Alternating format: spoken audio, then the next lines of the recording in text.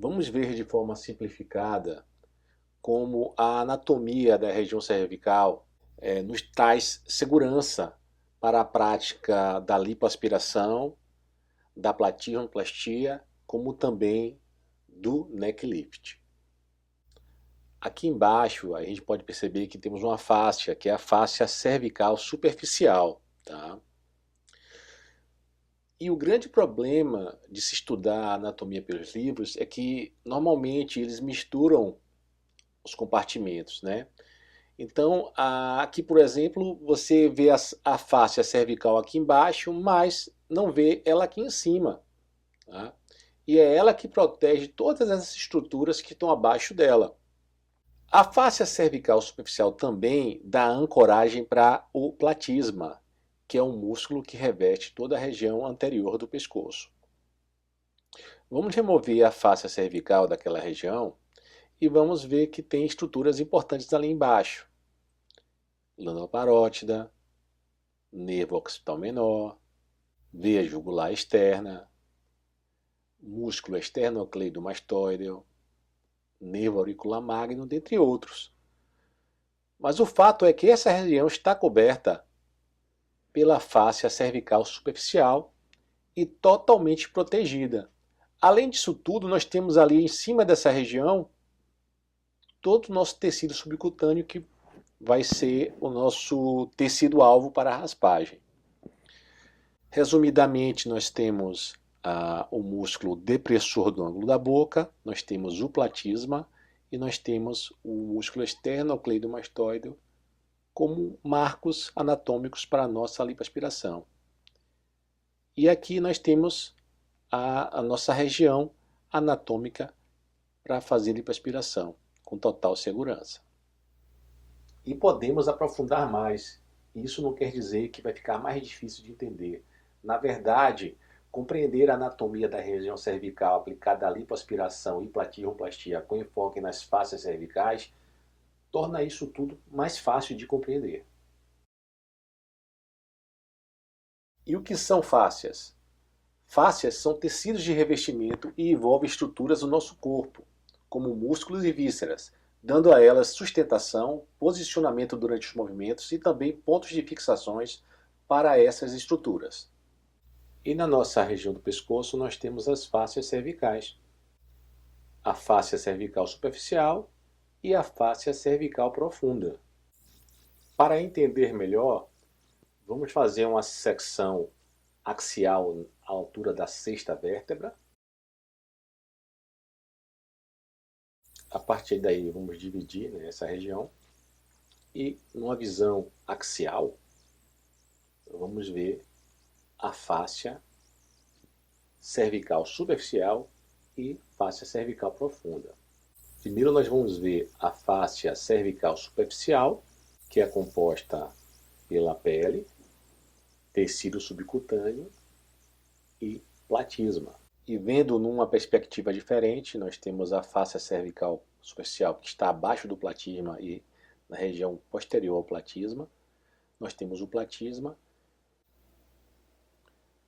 Vamos agora para a fáscia cervical profunda.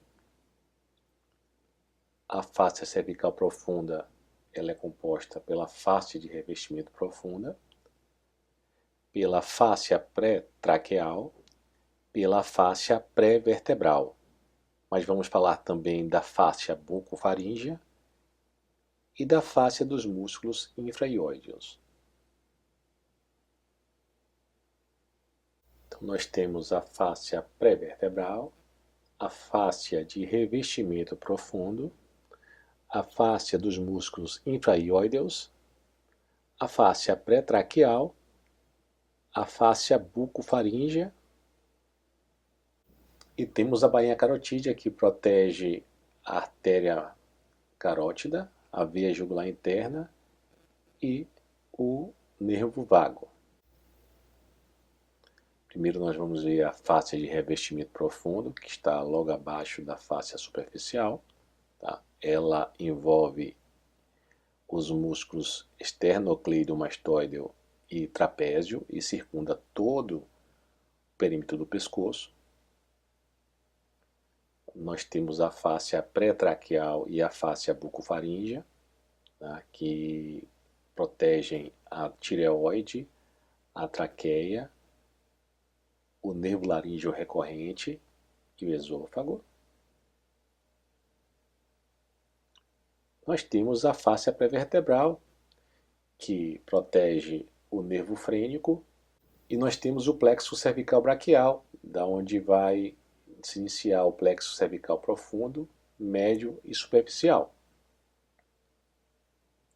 Nós temos o músculo longo do colo, o escaleno anterior, o escaleno médio e o escaleno posterior. Temos o levantador da escápula e temos os músculos paraespinhais. Essa é a fáscia dos músculos infraioideus.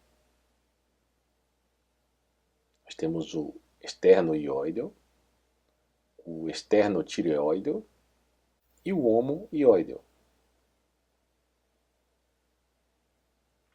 Por fim, nós temos aqui a bainha carotídea, que protege a veia jugular interna, o nervo vago, que é o 10º par craniano, e a artéria carótida. E é comum nós vermos uma preocupação muito grande na lipoaspiração, você pensar que pode chegar na artéria carótida através da técnica, mas realmente é bem difícil você atravessar todas as estruturas e chegar na bainha carotídea, tá? Nós temos aqui o 10º par, o nervo vago, e numa secção dessa região, ó, nós temos a artéria carótida, nós temos o nervo vago e a veia jugular interna. É bem difícil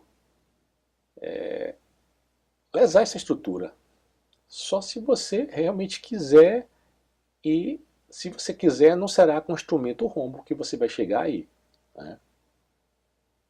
Porque além da bainha carotídea nós temos a fáscia pré-vertebral, nós temos a fáscia de revestimento profundo, nós temos a fáscia dos músculos infraioideus e nós temos a fáscia pré-traqueal.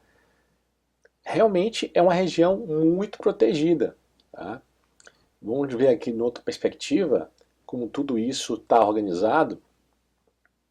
E aqui a gente vê, ó, a mandíbula, a fáscia cervical superficial que cobre todas as estruturas abaixo ali do platisma. Nós temos ali a glândula parótida. Nessa região a fáscia recebe o nome de fáscia parotídea. Nós temos o esternocleidomastoideo, nós temos o trapézio e por sobre ele nós temos a fáscia de revestimento profunda.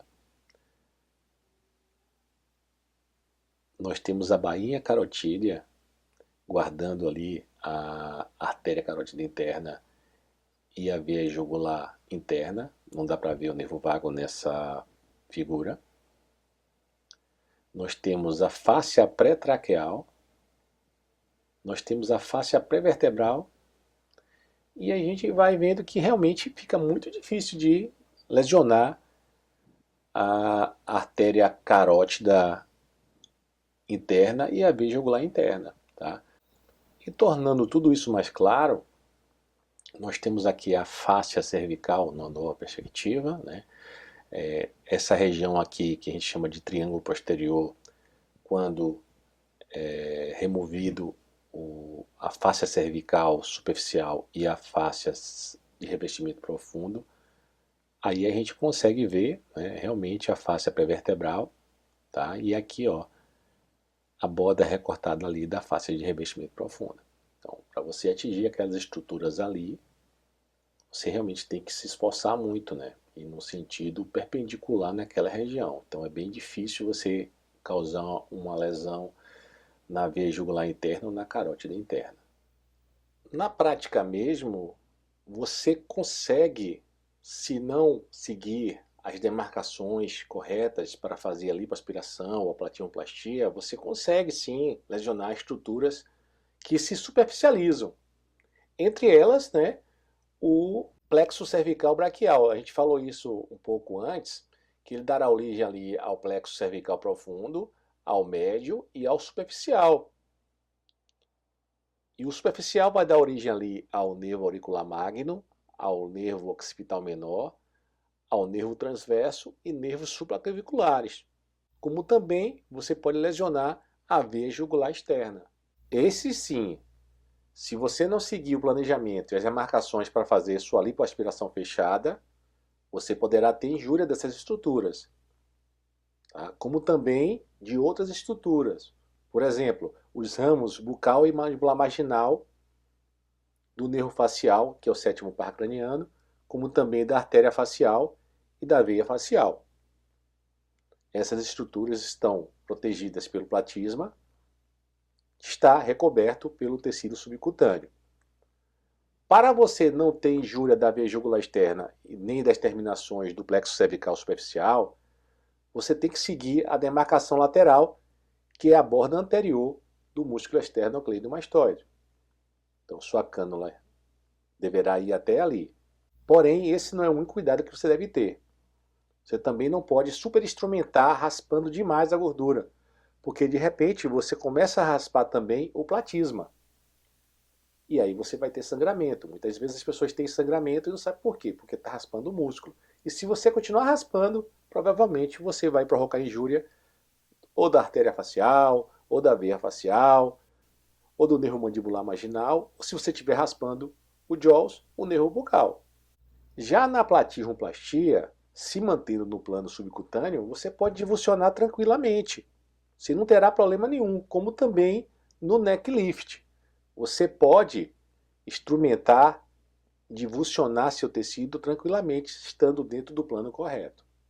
Então, consolidando as informações desse vídeo, o conhecimento profundo da anatomia norteia os procedimentos cirúrgicos, não só da região cervical, como de toda a face.